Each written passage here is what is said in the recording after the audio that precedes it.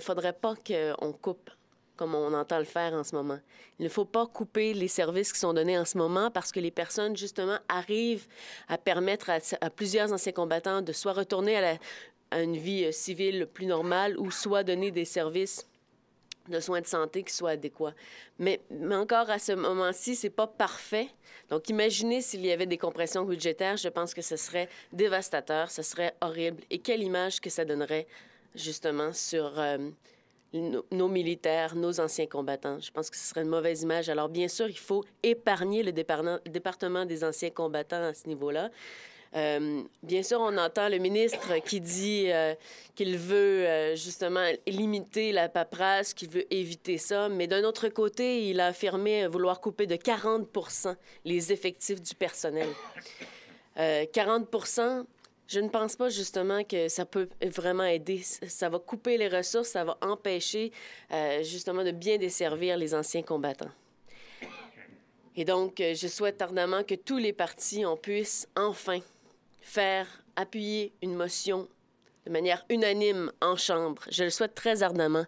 Ça laisserait un beau message aux anciens combattants qui souvent me disent qu'ils se sont seuls, qu'ils se sentent abandonnés. Ils l'ont été une première fois, en fait, sur le terrain, justement. Ils se sont sentis abandonnés. Et quand ils reviennent, ils réalisent que leur gouvernement n'est pas là pour les appuyer. Je pense que c'est un mauvais message. Je pense qu'il faut corriger ce message-là. Et cette motion-là serait un premier pas dans la bonne direction, finalement. Et je souhaite ardemment qu'on puisse l'adopter unanimement. Merci beaucoup. Merci beaucoup. Thank you very much, Nick. And I also wanted to let you know that we have a Mr. Dan Slack and Mike Blay and Perry Gray and Mike and John and the folks from the Veterans Advocacy Groups and others here to take any questions that you may have as well in terms of support of what we're trying to do in terms of our motion. And at the end of the day, we're just trying to ensure that the minister has at least the basic resources and the budget in order to assist the current veterans and RCMP members and their families now. And we're hoping with the debate today and the vote tomorrow that the Government of Canada will see the merit and the value of this motion and be able to vote in a positive nature. So at this time, we'd be happy to take any questions that any of you from the media may have. Yes, sir. We'll, I'm sorry? We'll just open it up for questions. I'll take the list. If you have a question, just raise your hand. And we'll start with Gloria Galloway from the Globe and Mail. Yeah, so a little bit of devil's advocate question. The minister has made it quite clear that he has no intention of cutting actual benefits to veterans. He said over and over again that as, you know, despite the cuts to his department, he doesn't, the benefits are sacrosanct. They're not going to be touched. So that would be very, very difficult to be able to do. And I'll let Mr. Chambray answer that question, but you cannot cut the department and say that benefits and programs, if you're receiving, for example, a particular pension benefit, right? Yeah, that won't be cut. But the next person that comes up the line picks up the 1-866-522-2122 number. What kind of answer are they going to get? Are they going to be a 97-year-old veteran told that your answer may be in 16 to 20 weeks? Maybe a 90-year-old veteran that told it may be a year or two before we get to VRAB. This is what's going to happen. Some cases, caseworkers have over 900 people they have to look after. We're going to pile on even more. So programs and services will be diminished. The current benefits won't be touched, possibly. I can agree with that. But the fact is, it's going to be more and more difficult to meet the needs of our veterans that are coming down the pipe and those that we already have. Because right now, so many of them are denied benefits. Don't forget, we have 750,000 men and women of the service along with their spouses. DVA only looks after about 215,000. So 2/3 of the current veteran RCMP community and their spouses are not getting services now. So how can you honestly say you're going to cut the department and not affect programs and services? It's just simply not true. But I'll allow Mr. Chambray to say a few words on that, please. No, that's a fair question, Gloria.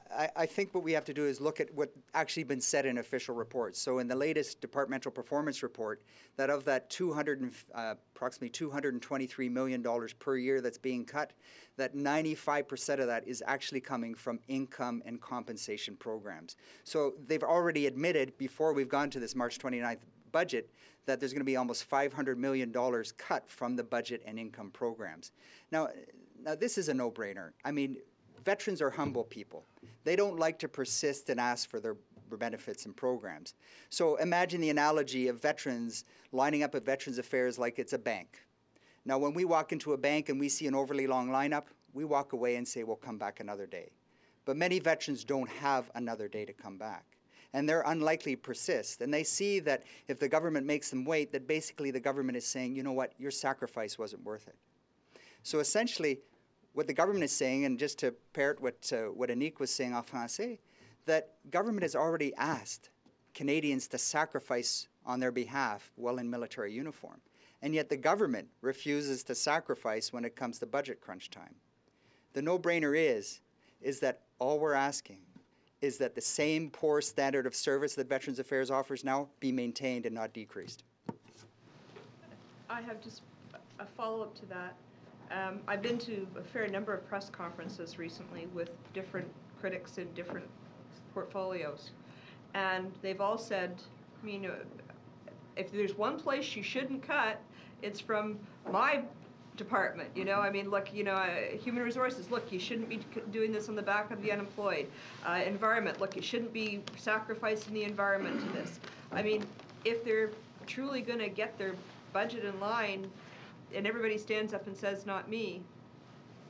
Well, Gloria, I can help the government balance its books. Stop spending $50 million like pixie dust through the riding of Muskoka. Tell the truth about the F-35 jets, what they're really going to cost. Stop taking helicopters from fishing camps in order to pursue an announcement in Ontario where one of your 70 MPs should have been able to have made that announcement. If you're truly serious about balancing the books of this country, you don't balance it on the books of our heroes of our country. If it wasn't for the men and women of the service who serve us every single day, we wouldn't have the democracy we have to be able to sit in the House of Commons and be able to debate the ideas of today.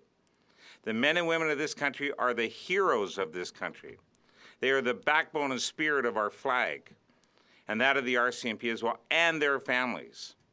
To cut that department, to cut it from them, basically means when the government calls out the military, by the way, that's it. There is nothing after the military. That's the last line. After that, you have anarchy. These men and women go where nobody else wants to go. And the reality is they serve their country with pride, honor, and dignity. And their families sacrifice as well.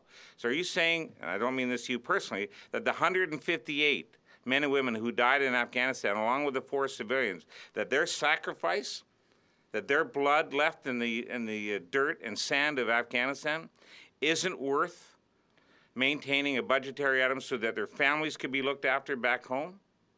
That those that did come home, either mentally or physically damaged, not just from Afghanistan, but from all other conflicts, are they saying that they're not worthy enough to maintain the budget they have now?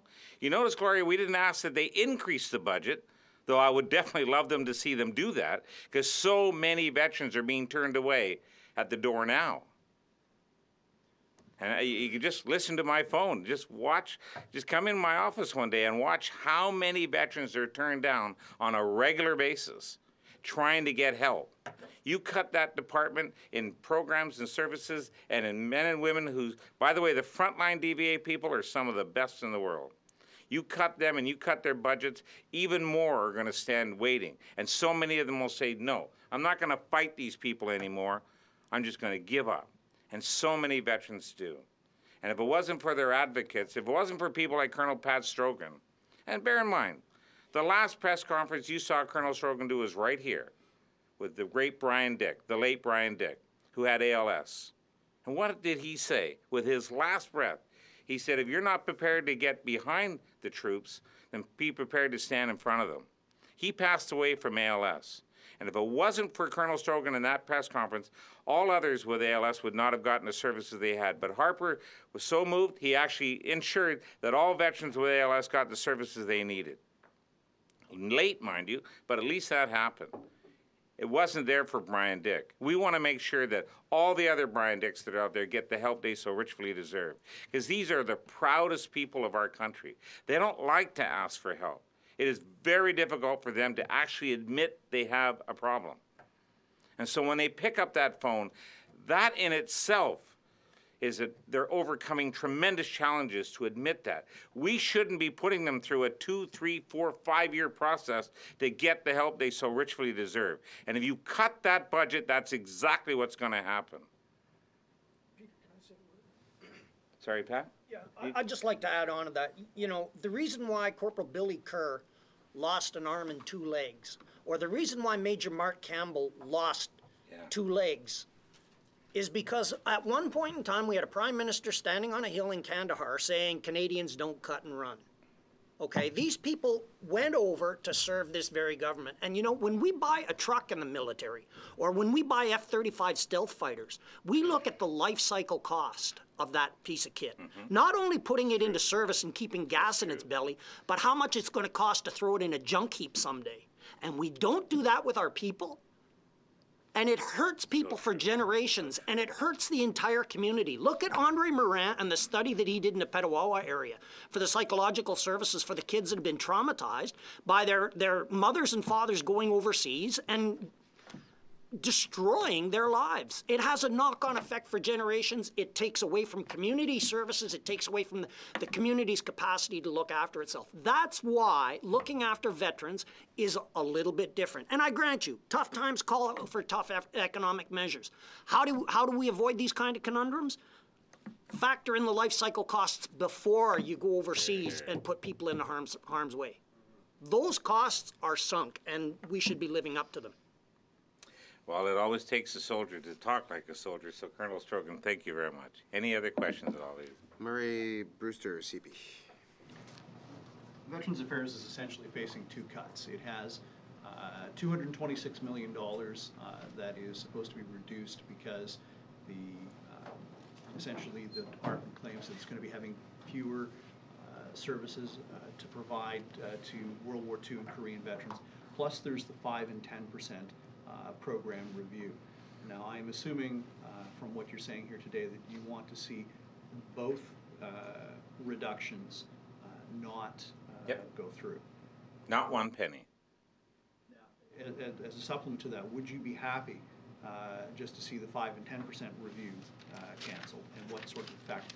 No, there's nothing wrong with the government looking at each department and reviewing the processes and policies and procedures that that department is doing. Are they meeting their core mandate? Are the taxpayers getting fair value for their dollar? Right now, many veterans would say no for what's happening in that regard. But if you cut that department, the lineups will be even longer, and many of them will turn around and, through frustration, just say to hell with it. You know, how does a veteran end up homeless? You look at Jim Lowther, for example, of Halifax. He has found personally himself 13 homeless veterans in the Halifax area. He's a veteran himself. Now, how can he find them and DVA cannot? Because DVA doesn't have the resources to go out and do what Jim Lowther's doing with his own money and his own time.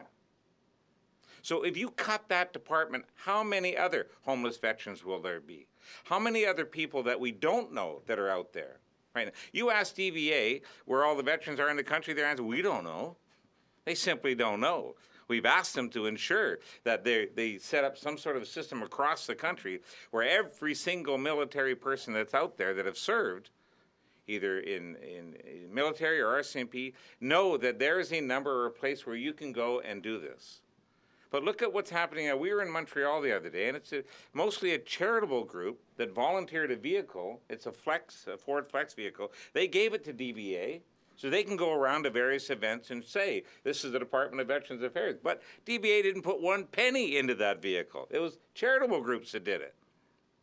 So are we saying then that veterans, these men and women here and over there, have